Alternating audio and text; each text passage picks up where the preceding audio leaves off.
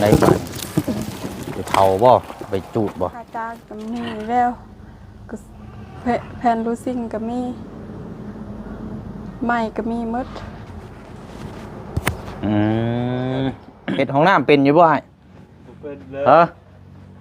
ครึ่งนี่แหละนี่วัดแล้วแหละเทปูนใช้แล้วเลยวัตรคที่เจอเฮ็ดไรอยู่บ่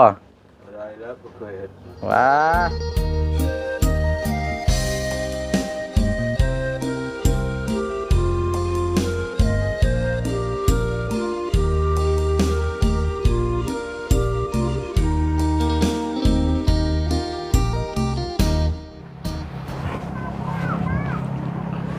ครับสบายดีและสวัสดีพ่อแม่พี่น้องเบิดสุขุสุคนมาพบมาเจอกันอีกคือเก่าพี่น้องเนาะกับช่องของทางโพน้องเปียวจังได้กะฝากพ่อแม่พี่น้องคือเก่าคือเดิมเด้อเป็นกำลังใจฝากกดไลค์กดแชร์ในพี่น้องเนาะเมื่อนี้กะมาพบมาเจอกันกะผู้ดีสิเข้าไปอัปเดตถามเยี่ยมยามเนาะทางเขตของทางน้องน้ำนี่แหละพี่น้องเนาะเกี่ยวกับในการสร้างห้องน้ำห้องใน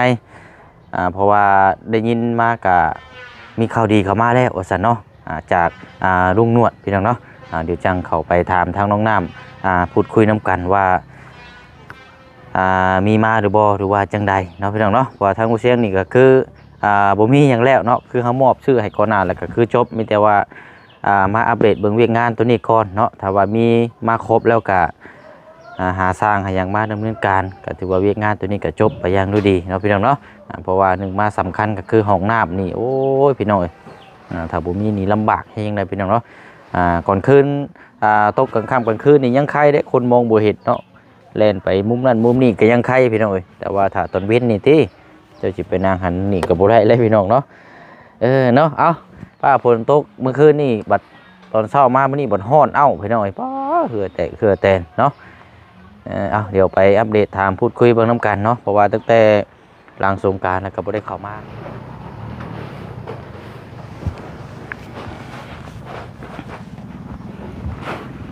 เนาะผ้าฝนตกเปียกเนาะนี่ก็แห่กับทรายพอดีแล้วนี่พี่น้องเนาะต้องใส่เวียกงานตัวที่ทั้งเชียงบอกเพิ่นนี่เอาท่อลงนี่เรียบร้อยแล้วนี่เบิ่งนี่พี่น้องเนาะ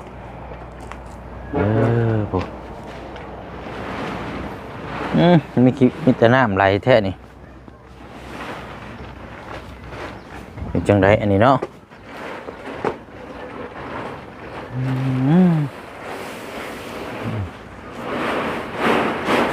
ก่อนพี่น้อง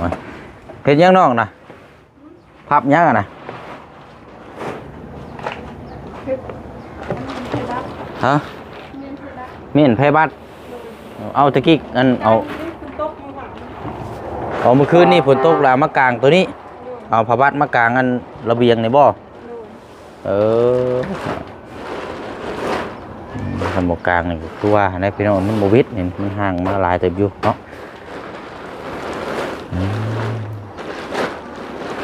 เอาเนาะเมืองก่อนเนาะเป็นจังใดเนาะเอาสบายดีเด้อสบายดีหลังปีใหม่เนาะวันสงกรานต์โอ้ขึ้นมานี่คือว่าเย็นแน่เนาะเพื่อนเจ้าโล่งแน่เนาะ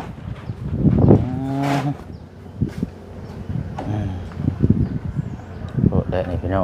อันเดียวไปนั่นพ่อกับแม่เจ้าว่านั่นน่ะโดยค่อยกะฮักแต่เมื่อกันหอนๆนี่จะหากับมือหากับขึ้นมานี่โดยโอ้เฮ็ดยังอันนั้นน่ะเนาะปลูกมันปลูกกระต่ายนะแบบว่าปลูกอันเพิ่นห้องว่ายังก็เสริมใช่อีกใช่บ่แม่นเสริมจะจุดที่ตัวที่มันตายแล้วเอาไปใช้อีกให้มันที่เนาะโดยโอ้หอนมันเป็นง่ายแท้นี่พี่น้องเนาะแม่นบ่อันนั้นบ่มันบ่ตัดแต่มื้อเช้านี่แล้วตัดปุ๊บค่อยสิเมื่อก่อนถ้าอยู่มันบ่ได้ไกลเนาะโดยยับมันขึ้นมานี่หอนพี่น้องเนาะอันเป็นยังไงสายไฟฟืนเฮายังบ่เห็นซ้ำยังอยู่เนาะโดยโอ้ก็ถือว่าดำเนินการไปกัน2 อาทิตย์ปลายได้เนาะโอ้ยมันลืมแล้วบ่จักลืมแล้วนี่อันนี้ไฟต่อมาจากอันนี้บ่ซะเนาะโดยเฮือนหลังพุ่นตั้งแต่ต่อมาตั้งแต่อัน ตอนเฮ็ดเฮือนน่ะก็ยังบ่ทันได้กู้เลยเนาะ โดย ก็พอได้ใช้ไผตอนเฮือนเขาเจ้านี่ได้ตอนนี้เนาะ โดย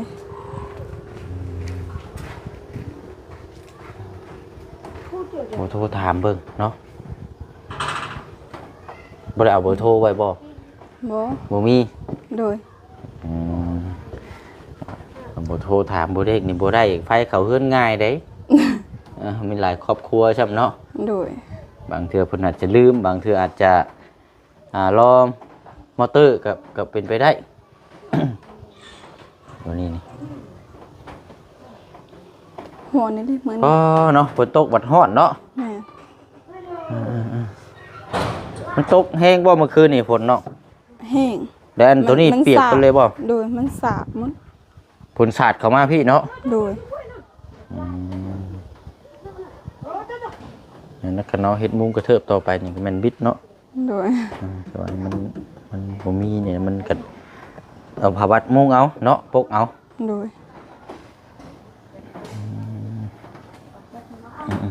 ไปนั่นละลงไปรุมพุ่นก่อนก็ได้พี่น้องเนาะ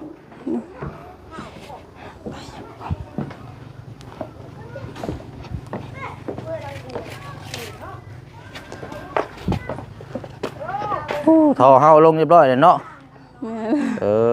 อ่ะเดี๋ยวขอเบิ่งหน่อยจักหน่อยก่อนลงได้จังมือแล้วเนาะ หึ ลงได้จังมือแล้วนี่ มือสองมือนี่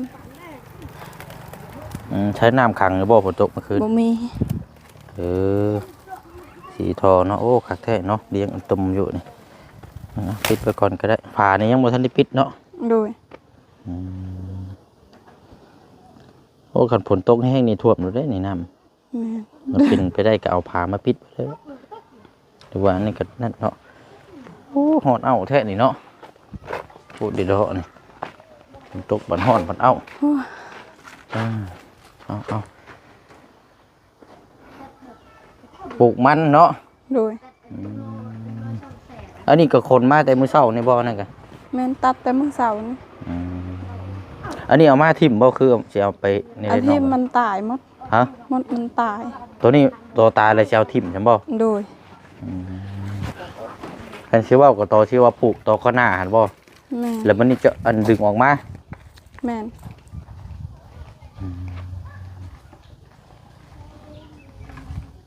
ปลูกมันสืบมันแล้วก็อีกทีหนึงก็แม่นปลูกมันเฮ็ดให้แม่นบ่จอนะ โดย อ๋อตุ๊เนาะเฉพาะตัวนี้นี่ก็โอ้พอแห้งได้นี่ แม่น เป็นลมย้อนอยู่ล็อกเจ้า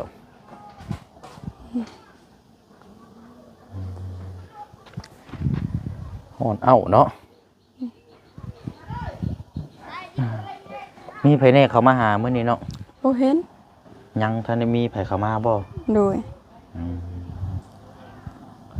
ว่าในเวียงงานว่าอยู่รุมพุ่นก็มีแน่พี่น้องว่าสิขึ้นพี่มันก็ไกล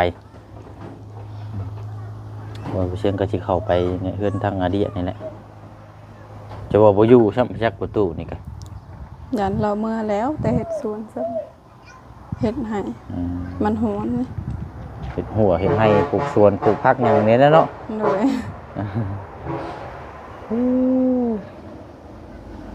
ทางครอบครัวได้ซะซุมื้อนี้อันทางอ้ายทางนั้นได้เฮ็ดเวียกหยังซะเนาะ พ่อกับแม่ ทางอ้ายเจ้าได้ซะ เจ้าใส่เราเมื่อแล้วเราปะรถอยู่นี่เจ้าเอาใส่เราไป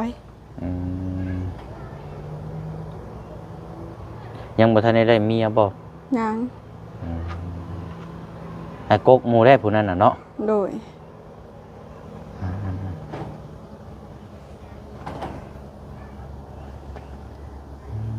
หอดเอาดิโดนี่เนาะ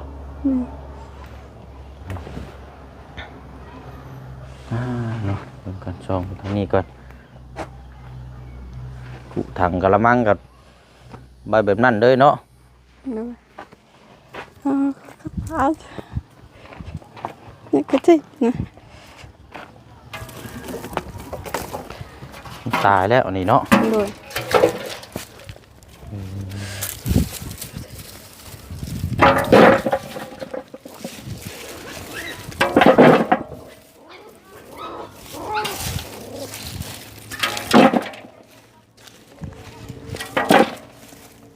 บ่ค่อยงามเนาะ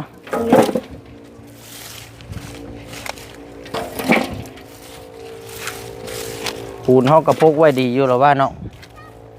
ปูน โดยปลูกใหม่ บ่น้ำบ่ได้ทิ้งบ่ได้หยังบ่ บ่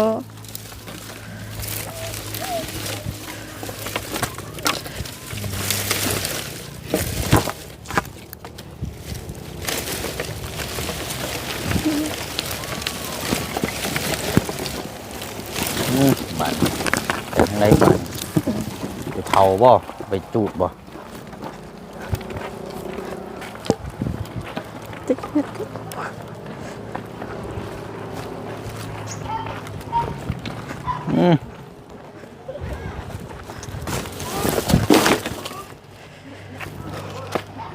โอ้โหเนาะมันยังสะเพิ่นแบกเอายังอันนั้นน่ะ ยังโบ อ๋อดุน10ล้อเลยเนาะอย่างบุงกะ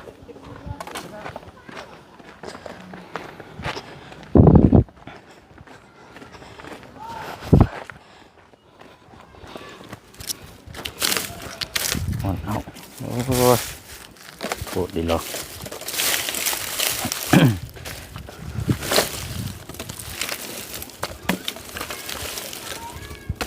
อันนี้มาเกียนท่อนเอาใช่บ่น้องนี่จะมาเกียนเอาตัวที่ว่ามันบ่ตายแล้วก็จังเอาตัวนี้เอาถิ่มใช่บ่ โดย บ่เช่น มัน คิด ตาย ว่า ทิม คิดว่ามันตายคือบ่ถิ่มอยู่ห้องพุ่นน่ะนะเลยเอามาอยู่เอามาฮ้อนเอาตัวที่ว่ามันบ่ตายหั่นเนาะ โดย แล้วเอาไปปลูกต่อ ตัวนี้มันตายปลูกบ่ได้ เออ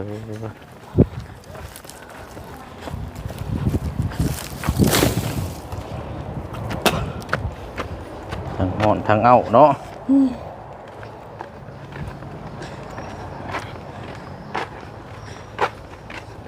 โอ้ยโอ้ยฮ้อนไปหน่อยเดี๋ยวไปเชียงเขาโฮมไปก่อนบ่ไหวแล้ว เอามาพี่ก่อนก็ได้ฉันเนาะ โดย เดี๋ยวไปเชียงถามทั้งอันนี้ก่อนงบทั้งนี้ก่อนเป็นยังไงเนาะฮ้อนงบทั้งห้องน้ำเขาได้เนาะเป็นจังใดเนาะมีภายในมาแจ้งเพิ่มเติม บ่มีแต่ลุงนวล บ่มีแต่ลุงหนวด โดย หมายก็จะมีเด้อเนาะ แม่ เดี๋ยวเอาเนาะได้ยินแว่วๆอยู่พี่น้อยว่าลุงหนวดว่าถามทั้งบ่เชียงอยู่ก็ได้ว่ายังบ่แน่ใจต้องมาถามทางน้องน้ำอีกทีนึงมีอย่างแน่เนาะทางลุงหนวดเพิ่นมาแจ้งเจ้า ค่าจ้างก็มีแล้วก็แผ่นรูซิ่งก็มีไม้ก็มีหมด อืม กับอันยังก็สโคกได้เนาะโทรสวบมาได้ตัวนั่งกับบริมีได้อันนั่นกัน ยังขอบ่ได้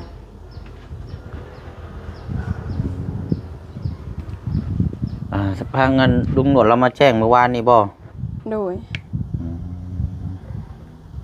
เท่ากับนี่ถ้าว่ามีค่าจ้างกับไม้แล้วก็กับออรุซิ่งนี่ก็ซ้ำพอแล้วเนาะ โดย เพราะว่าอันที่เขาแจ้งไปก่อนหน้านี่ก็ขาดแต่งบค่าจ้างนี่ครับตัวนี้แหละพี่น้องแต่ว่ามีก็มีแต่ว่าดำเนินการเท่านั้นนะเนาะสร้างมาเฮ็ดบาทนี่อันปูนนี่จักชอบบ่เสียงว่าเหมาะไม่ชอบบ่จำบ่ได้10บ่ ชอบ 10 สอบนี่บ่พอหรอกประมาณ15 สอบเพื่อสระเพื่อโบกอีกแต่ว่าดินบล็อกนี่อันพออยู่แล้วดินบล็อกนี่เหลืออีก300 ก้อนนะพออยู่แล้วมื้อใดเพิ่นสิเอาสร้างมาเฮ็ดบ่นะ ยังบ่ฮู้ ยังบ่ทันได้มีสร้างเนาะ โดย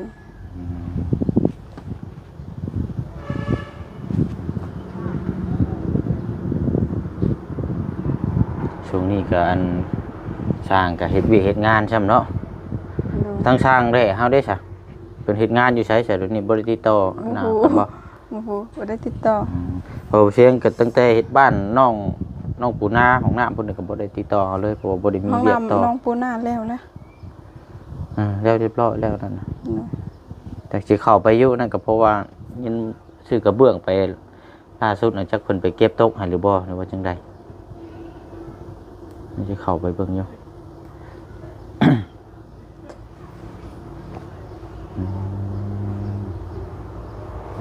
ดีแล้วสนอมีงบมาครบแล้วก็มีแต่ว่ารอ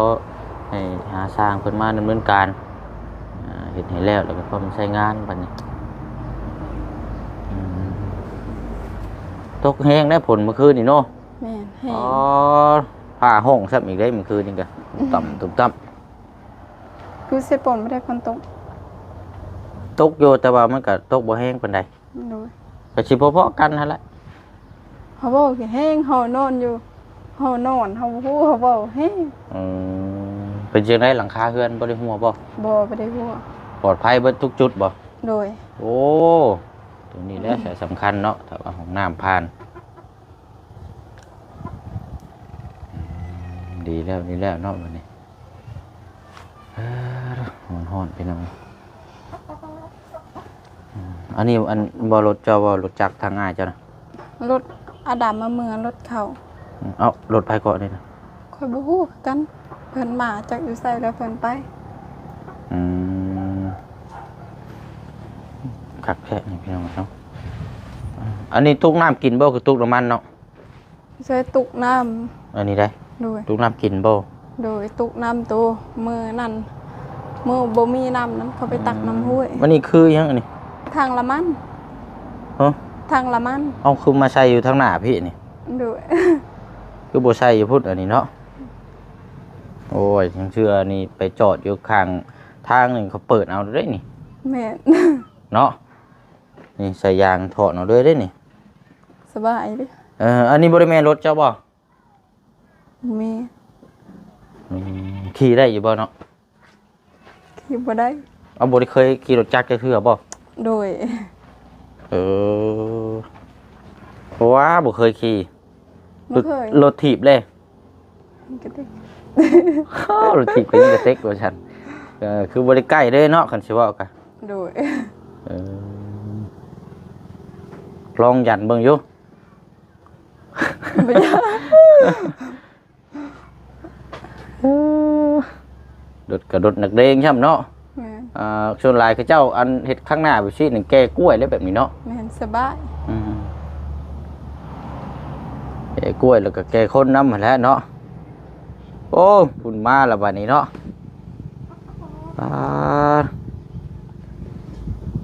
พักก็กินข้าวแล้วบ่ใช่เนาะ โดยกินหมดละ เป็นยังไงเอ้ยเมื่อยอยู่บ่โดยปลูกมันเสริมมันต่ออีกเนาะ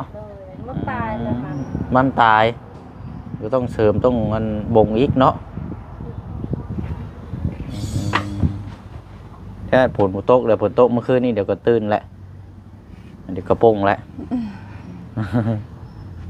นี่แล้วเนาะเอาใบน้ำคันเบิดบ่2-3 คน โดย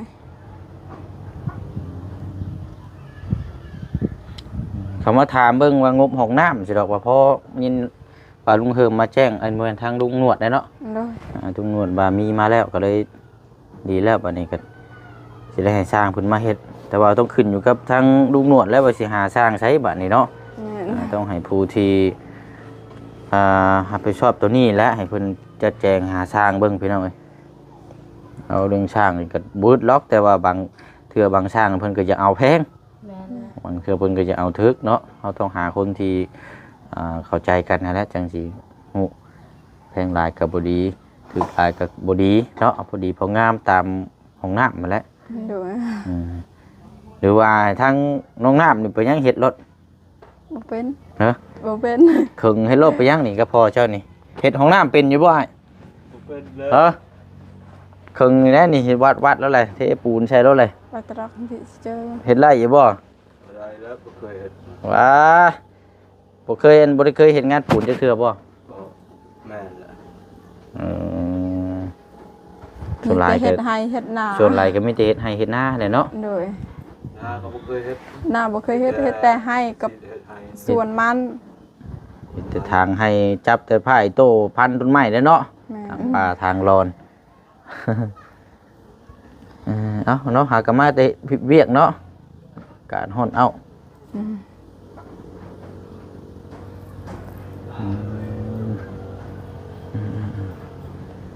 เอาไปหน่อยเนาะมื้อแรงนี่เจ้าว่าสิตกลงอีกบ่จักผลก็เนาะ แม่ ถ้าฝน เพิ่น ตก สิตกแล้ว หอนเอา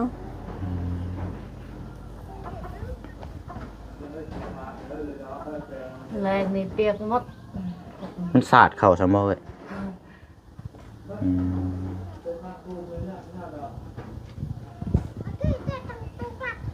จังเฮ็ดหลังคาหรือว่าหันเนี่ยพกไว้หันนะเนาะเพราะว่าดอกเบี้ยมันเลยออกหลังคาอยู่แล้วแต่ว่าถ้ามันบ่สาดมันก็ต้องเปียกอยู่แล้วนะมันระเบียงมันเลยออกเพราะว่าคอนมันยาวกว่าหลังคาเปียกทั้งพอลูกแพทย์ได้ใช้เป็นนี่ได้ บูกัน เมียเรากลับมาแล้วบ่ บ่ยาบ่ ปะ ไป กันเนี่ยก็มา เขาปะกันให้มา เรียบร้อยเลยเนาะ โดย เราก็เอาลูกเราก็อยู่นะเดี๋ยวนี้กันเนาะ โดยย่านป่าค่อยอันนั้นเบิ่งค่อยเห็นอันนั้น เชื่อที่สุด และเจ้าเพื่อนก็ทำไทยยังเบาเนี่ย เบิ่งก็มีเวลาเลยสิเข้าไปเยี่ยมเรา นะ แต่ว่าเราต้องยันบ่อยู่หรอกอ้ายเนาะ โดยย่านอันนั้นป่าค่อยเลี้ยงมา ให้อันไผก็ไม่เท่าบ่ โดย ให้ผู้เฒ่าเลี้ยงแล้วก็อันเราก็ไปหาอยู่หากินแล้วเนาะ โดย บ่ไปก็บ่มีอยู่มีกินแล้วก็ลูกมันยังน้อยอยู่ นึกและดกและก็เฮามาจนยังเบาของดก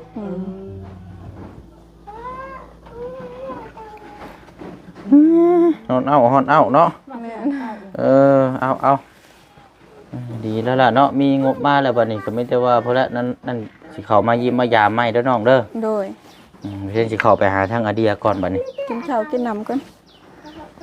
ได้หยังกินคือถาม ไปซื้อมีกินเอาลูก แน่กินต้มมีเด้ แม่น กินแล้วบ่แซงกินมาเลย โดย ข้าวเช้าอะไรกลายเป็นข้าวเที่ยงอาจจะกินมาแล้วกินกับทีมงานนี่แหละทั้งหมดชันกันน่าจะอยู่เพื่อนอาเดียนี่แหละ นะ อืมไปหั่นแหละตามบ้านแล้วสาวบ่แซงเดินทางก็น้องเด้อ โดยสบายดี โดยมีแต่ว่าหั่นแหละอันเราติดตามทางอันตำรวจพุ่นละบัดนี้เนาะว่าเพิ่นสิเอาสร้างมาดำเนินการมื้อใดต้องให้ผู้ที่เพิ่นรับผิดชอบค่าจ้างเอามาดำเนินการให้พี่น้องเนาะจังซี่อันนี้ปูนเฮาก็มีอยู่10ศอกเนาะท่อก็เอาลงเรียบร้อยเลยเนี่ยพกไว้นี่แหละจังไดก็จังว่ากันเนาะมาเรียงคักติเลาะนี่ดีอยู่เวลาฝนตกมาเนี่ยมันบ่ได้ไหลเข้าพี่เนาะมันไหลอ้อมเข้าไปพุ่นอยู่กันว่าตารางเปียกโอ้พอแห้งได้นี่เทพึ่งขึ้นจังน้อยโอ้งามเนาะเนาะทางไผนี่ก็ยังเนาะเอาเดี๋ยวติดตามเบิ่งน้ำกันเนาะนี่ก็ทางบ่ยาวพี่น้องทางไฟนี่แต่ว่าเพิ่นนั่นก็จังสิมาดำเนินการไปเนาะทำนั้นละพี่น้องเพราะว่าจะได้ไปต่ออีกเนาะมาเยี่ยมยามอัปเดตถามไทยเรื่องของน้ำของในก็ยินดีนะบัดนี้พี่น้องงบก็มาครบแล้วก็มีแต่ว่ารอให้ทางผู้เพิ่นมีงบแล้วก็ประสานงานต่ออีกเนาะจะรอติดตามเบิ่งน้ำกันเฮาก็ไปเนาะคลิปนี้ก็พอน้องเปียวก็สิได้ล่ำลาพ่อแม่พี่น้องไปอีกคือเก่าคือเดิมเด้อพี่น้องเนาะลาพี่ลาน้องไปก่อนพอๆกันในคลิปหน้าเนาะคลิปนี้บ๊ายบายเด้อพี่น้องเด้อสบายดี